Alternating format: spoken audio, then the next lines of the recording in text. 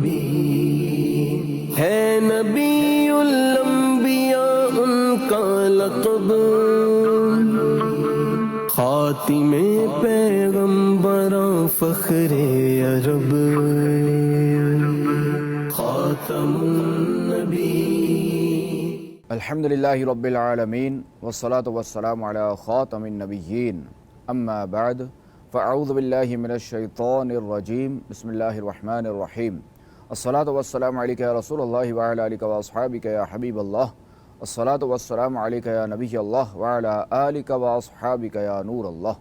فرمان آخری نبی مکی مدنی صلی اللہ تعالی علیہ وآلہ وسلم، جب تم میں سے کوئی وضو سے فارغ ہو تو اشہد ان لا الہ الا اللہ وان محمدن عبدہ ورسولہ پڑھے، پھر مجھ پر درود شریف پڑھے۔ جب وہ یہ پڑھے گا اس کے لیے رحمت کے دروازے کھول دیے جائیں گے۔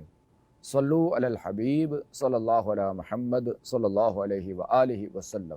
ناظرین، پروگرام مدنی آقا صلی اللہ تعالی علیہ وآلہ وسلم کی مدنی زندگی کی 7ویں قسط میں خوش آمدید۔ آج ہم اللہ کریم کے پیارے اور آخری نبی صلی اللہ تعالی علیہ وآلہ وسلم کی مدنی زندگی کے 7ویں سال کے اہم واقعات سنیں گے۔ ناظرین، ہم نے سنا کہ ہجرت کے 6 سال میں اللہ کریم کے پیارے اور آخری نبی صلی اللہ تعالی علیہ وآلہ وسلم عمرے کے ارادے سے نکلے تھے، لیکن عمرہ تو نہیں ہوا تھا، البتہ صلح حدیبیہ کا واقعہ پیش آیا تھا۔ تو اس صلحوں میں ایک شرط یہ بھی تھی کہ مسلمان اگلے سال آ کر عمرہ کر سکتے ہیں، لیکن اس کے لیے محض 3 دن مکے میں رہ سکیں گے۔ ماہ ذی القعدہ سن 7 ہجری میں خاتم النبیین صلی اللہ تعالی علیہ وآلہ وسلم نے اعلان فرمایا کہ جو لوگ پچھلے سال حدیبیہ میں شریک تھے وہ سب چلیں۔ اللہ کریم کے آخری نبی صلی اللہ تعالی علیہ وآلہ وسلم کو مکے کے غیر مسلموں پر بھروسہ نہیں تھا کہ وہ اپنے وعدے کو پورا کریں گے، اس لیے آپ علیہ السلام جنگ کی پوری تیاری کے ساتھ روانہ ہوئے۔ آپ علیہ السلام نے بوقت روانگی ایک صحابی رضی اللہ تعالیٰ عنہ کو مدینہ منورہ پر حاکم بنا دیا اور 2000 مسلمانوں کے ساتھ، جن میں 100 گھوڑوں پر سوار تھے، آپ علیہ السلام مکے کے لیے روانہ ہوئے۔ 60 اونٹ قربانی کے لیے ساتھ تھے۔ جب مکے کے غیر مسلموں کو خبر لگی کہ حضور علیہ السلام ہتھیاروں اور سامان جنگ کے ساتھ مکے آ رہے ہیں تو وہ بہت گھبرائے اور انہوں نے چند آدمیوں کو صورتحال کی تحقیق کے لیے بھیجا۔ حضرت محمد المسلمہ رضی اللہ تعالیٰ عنہ جو اسپ سواروں کے افسر تھے، قریش کے قاصدوں نے ان سے ملاقات کی۔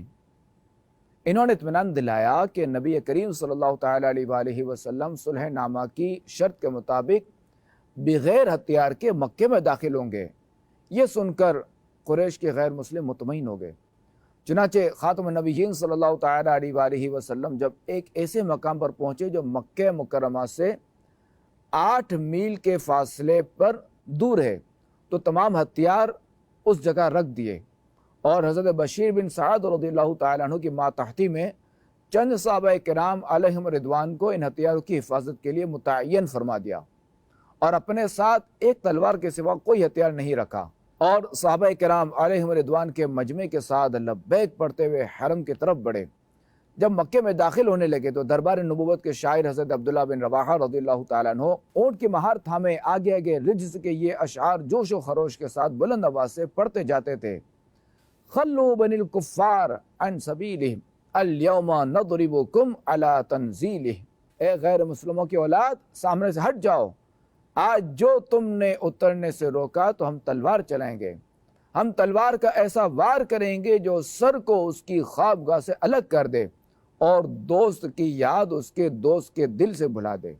حضرت عمر رضی اللہ تعالیٰ عنہ نے ٹوکا اور کہا کہ اے عبداللہ، رسول کریم صلی اللہ علیہ وآلہ وسلم کے آگے آگے اور اللہ تعالیٰ کے حرم میں آپ یہ اشعار پڑھ رہے ہیں؟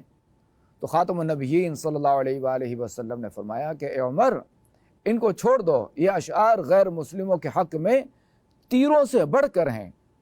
جب خاتم النبیین صلی اللہ تعالی علیہ وآلہ وسلم خاص حرم کعبہ میں داخل ہوئے تو قریش کے کچھ غیر مسلم جلن اور حسد کی وجہ سے اس منظر کی تاب نہ لا سکے اور پہاڑوں پر چلے گئے، مگر کچھ غیر مسلم دار الندوہ کے پاس کھڑے آنکھیں پھاڑ پھاڑ کر توحید و رسالت کے مست پروانوں کے طواف کا نظارہ کرنے لگے اور آپس میں کہنے لگے کہ یہ مسلمان بھلا کیا طواف کریں گے، ان کو تو بھوک اور مدینے کے بخار نے کچل کر رکھ دیا ہے، معاذ اللہ۔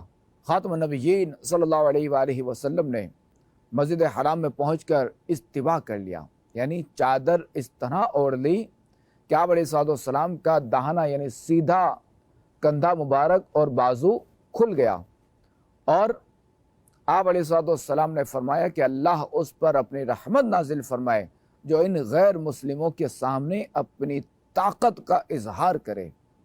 ناظرین، استوا کے ساتھ آپ علیہ السلام نے اپنے اصحاب علیہم رضوان کے ساتھ شروع کے 3 پھیروں میں شانوں کو ہلا ہلا کر اور خوب رعب کے ساتھ طواف کیا، جسے عربی زبان میں رمل کہتے ہیں۔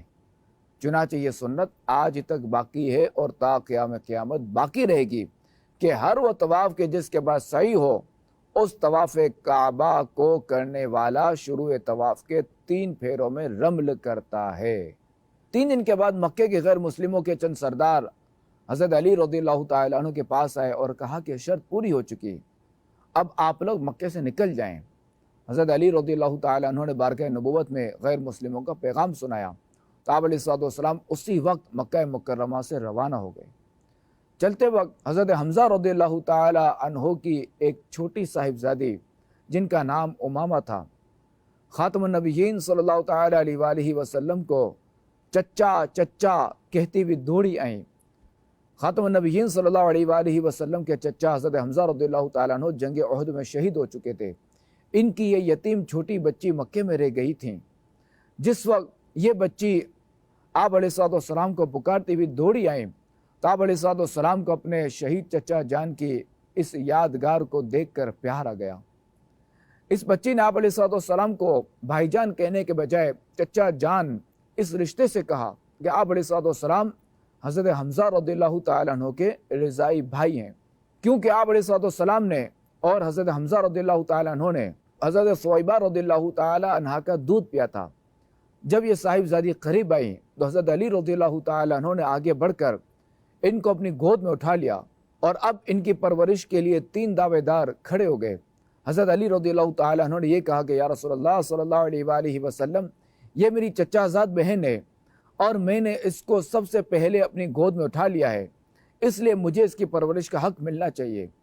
حضرت جعفر رضی اللہ تعالیٰ عنہ نے یہ گزارش کی کہ یا رسول اللہ صلی اللہ علیہ وآلہ وسلم، یہ میری چچا زاد بہن بھی ہے اور اس کی خالہ میری زوجہ ہیں، اس لیے اس کی پرورش کا میں حقدار ہوں۔ حضرت زید بن حارثہ رضی اللہ تعالیٰ عنہ نے عرض کی یا رسول اللہ صلی اللہ علیہ وآلہ وسلم، یہ میرے دینی بھائی حضرت حمزہ رضی اللہ تعالیٰ عنہ کی لڑکی ہے، اس لیے میں اس کی پرورش کروں گا۔ تینوں صاحبوں کا بیان سن کر خاتم النبیین صلی اللہ علیہ وآلہ وسلم نے یہ فیصلہ فرمایا کہ خالہ ماں کے برابر ہوتی ہے، لہٰذا یہ لڑکی حضرت جعفر رضی اللہ تعالی عنہ کی پرورش میں رہے گی۔ پھر تینوں صاحبوں کی دلداری اور دل جوئی کرتے ہوئے رحمت عالم صلی اللہ علیہ وآلہ وسلم نے یہ ارشاد فرمایا، تم مجھ سے ہو اور میں تم سے ہوں۔ اور حضرت جعفر رضی اللہ تعالی عنہ سے فرمایا کہ جعفر، تم سیرت و صورت میں مجھ سے مشابہت رکھتے ہو۔ اور حضرت زید بن حارثہ رضی اللہ تعالی عنہ سے یہ فرمایا کہ اے زید، تم میرے بھائی اور میرے آزاد کردہ غلام ہو۔ ناظرین، اسی عمرۃ القضاء کے سفر میں آپ علیہ السلام نے حضرت بی بی میمونہ رضی اللہ تعالی عنہ سے نکاح فرمایا۔ یہ آپ علیہ السلام کی چچی ام فضل زوجہ حضرت عباس رضی اللہ تعالی عنہ کی بہن تھیں۔ عجیب اتفاق کہ اس واقعے سے 44 سال کے بعد اسی مقام شرف میں حضرت بی بی میمونہ رضی اللہ تعالی عنہ کا وصال ہوا اور ان کی قبر شریف بھی اسی مقام پر ہے۔ آج بھی آپ رضی اللہ تعالی عنہ کا مزار برکتیں لٹا رہا ہے۔ خیبر عرب میں یہودیوں کا سب سے بڑا مرکز تھا اور یہ جگہ کھجور کے درختوں اور ہرے بھرے کھیتوں سے بھرپور تھی۔ یہاں بہت سے مضبوط قلعے بھی بنے ہوئے تھے۔ مدینے سے جلا وطن کیے جانے والے یہود نے بھی اسی کو اپنا ڈیرا بنایا اور خیبر کے یہودیوں کے ساتھ مل کر مسلمانوں پر کئی حملے کیے۔ شدید نقصان اٹھانے کے باوجود بھی یہودیوں کو چین نہ آیا، بلکہ ان کے انتقام کی آگ مزید بڑھ گئی اور وہ ایک بار پھر مدینہ منورہ پر حملے کا منصوبہ بنانے لگے اور قبیلہ غطفان کو بھی اپنا ساتھ دینے پر راضی کر لیا۔ خاتم النبیین صلی اللہ علیہ وآلہ وسلم کو جب علم ہوا تو آپ علیہ الصلوۃ والسلام 1600 صحابہ کرام علیہم رضوان کا لشکر لے کر خیبر روانہ ہوئے۔ آپ علیہ الصلوۃ والسلام نے غطفان و یہود کے درمیان وادی رجی میں قیام فرمایا تاکہ قبیلہ غطفان والے یہودیوں کی مدد کو نہ پہنچ سکے۔ یہودیوں کے پاس تقریباً 20,000 فوج تھی۔ شروع میں تو مسلمانوں نے اکثر قلعے بہت جلد فتح کر لیے، لیکن ایک قلعہ جو خیبر کے قلعوں میں سب سے مضبوط قلعہ قموس تھا، اس کا سردار مرحب پہلوان تھا جو عرب کے 1000 سواروں کے برابر مانا جاتا تھا۔ اسے فتح کرنے میں مشکل پیش آئی تو خاتم النبیین صلی اللہ علیہ وآلہ وسلم نے فرمایا کہ میں کل لشکر کا جھنڈا اس شخص کو دوں گا جس کے ہاتھ پر اللہ کریم فتح دے گا، اور جو اللہ اور اس کے رسول کو دوست رکھتا ہے، اور اللہ اور اللہ کے رسول بھی اس کو دوست رکھتے ہیں۔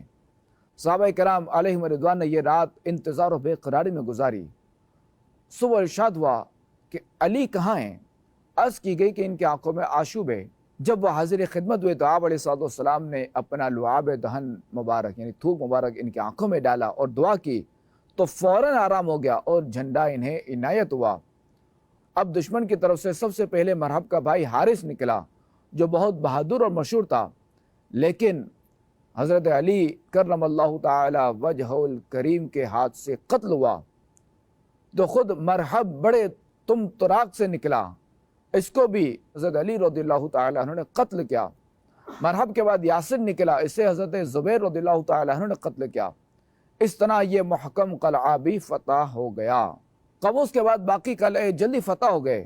ان معرکوں میں 93 یہودی مارے گئے اور صحابہ کرام علیہم رضوان میں سے 15 نے شہادت پائی۔ فتح کے بعد زمین خیبر حاصل کر لی گئی۔ جنگ خیبر سے فارغ ہونے کے بعد جو وادی القرا کی طرف ہمارے آقا علیہ السلام روانہ ہوئے اور یہاں کے یہودیوں نے بھی جنگ کی مگر جلدی مغلوب ہو گئے، اور تیمہ کے یہود نے جب وادی القرا کا حال سنا تو قاصد بھیج کر خاتم النبیین صلی اللہ تعالی علیہ وآلہ وسلم سے جزیے پر صلح کر لی۔ ناظرین، اللہ کریم کے پیارے اور آخری نبی صلی اللہ علیہ وآلہ وسلم کی مدنی زندگی کے 8ویں سال کے واقعات انشاءاللہ الکریم ہم اگلے سلسلے میں سنیں گے۔ مدنی چینل دیکھتے رہیے۔ صلو علی الحبیب صلی اللہ علیہ محمد صلی اللہ علیہ وآلہ وسلم۔ خاتم النبی خاتم النبی ہے نبی الانبیاء ان کا لقب، خاتم پیغمبراں فخر عرب۔